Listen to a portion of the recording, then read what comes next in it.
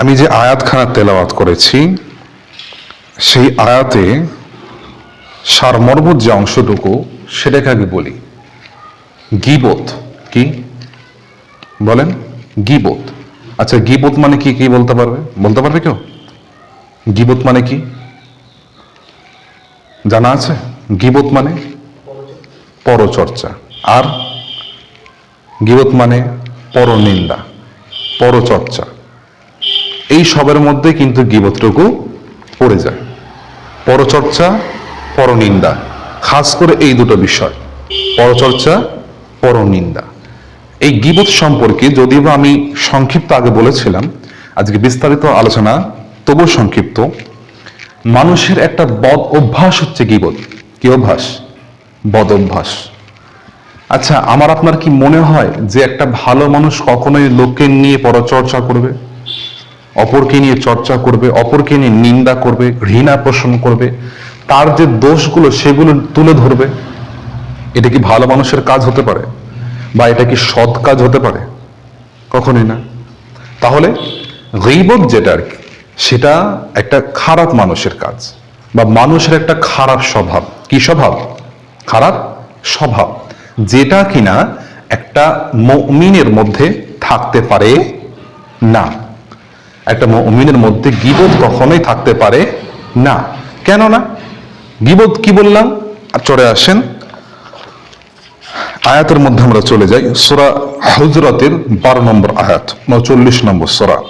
আল্লাহ পাক জানিয়ে দিচ্ছেন যে ইয়া আইয়ুহাল্লাযীনা আমানু মানে কি? হে যারা ঈমান এনেছো। এটা মনে রাখবেন, ইয়া আইয়ুহাল্লাযীনা আমানু। সাহাবীরা রাসূল সাল্লাল্লাহু আলাইহি ওয়াসাল্লাম যখনই আলোচনার মাজমা বসাতেন বা আলোচনা করতেন, বা যখনই ইয়া আইয়ুহাল্লাযীনা আমানু বলে, এর মানে কি? হে যারা ঈমান এনেছো। বুঝতে পারছেন? আমি যদি বলি সম্মানিত মুসল্লিগণ, তাহলে আপনারা তাকাবেন আমার দিকে, একটা ঘোষণা হচ্ছে। যখন আমরা স্টেশনে যখন অ্যানাউন্স করা হয় যে সম্মানিত যাত্রীগণ, অমুক প্ল্যাটফর্মে অমুক নম্বর ট্রেন অমুক থেকে অমুক যাচ্ছে। স্কুলে যখন সাবধান করা হয়, আমরা সাবধান হয়ে দাঁড়িয়ে পড়ি।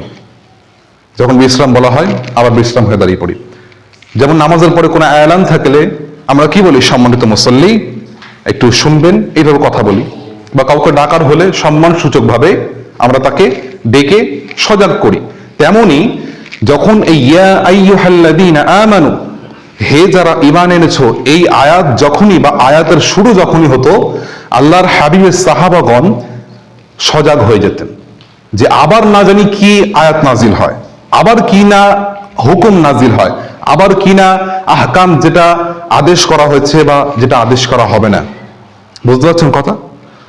ইয়া আইয়ুহাল্লাযীনা আমানু যখনই তেলাওয়াত করতেন আল্লাহর হাবিব, বলতেন, তখন যখন ওহী নাজিল হতো তখন সাহাবারা ভয় থাকতেন, বা একটু কি বলবো আর কি, মানে আগ্রহের মধ্যে থাকতেন যে ইয়া আইয়ুহাল্লাযীনা আমানু, আমাদেরকে নিয়ে, আমরা তো ঈমান এনেছি, আমাদেরকে নিয়ে কি বলতে চান?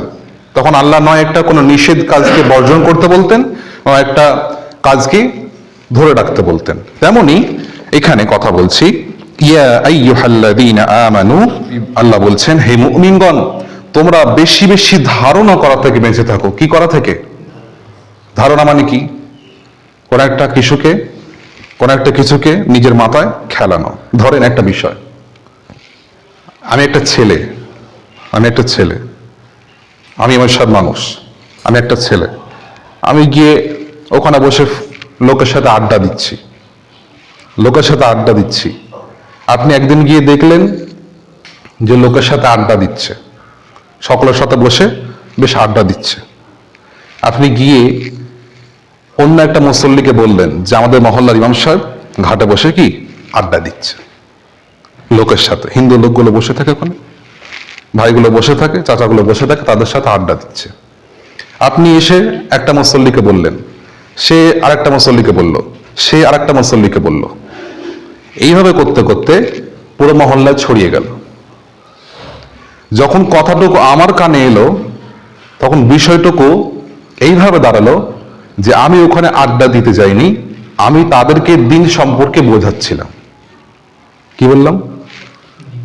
দিন সম্পর্কে বোঝাচ্ছিলাম, ধর্ম সম্পর্কে, ইসলাম সম্পর্কে বোঝাচ্ছিলাম। তারা একসাথে বসেছিল, আমি তাদের সাথে আলাপ আলোচনা করছিলাম। এর মধ্যে হয়তো বা অ্যাড হতে পারে যে ইমাম সাহেব বসে তাস খেলছিল, এটাও হতে পারে।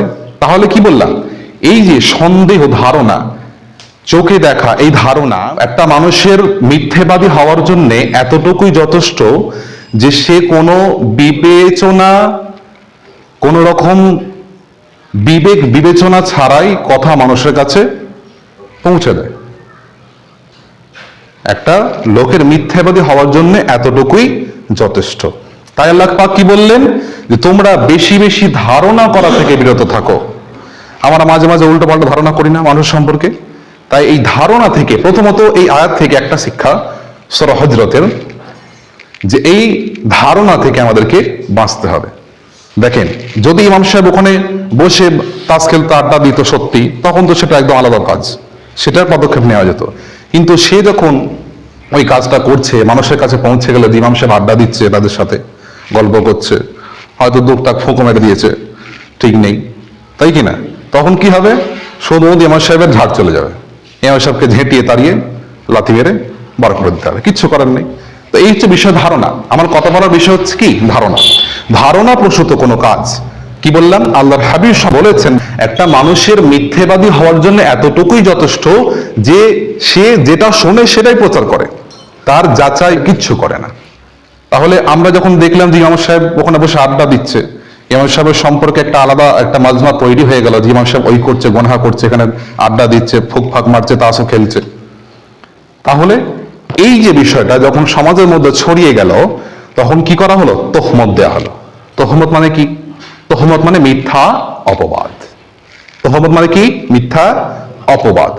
এটাও কিন্তু বড় একটা ভয়ানক গুনাহ।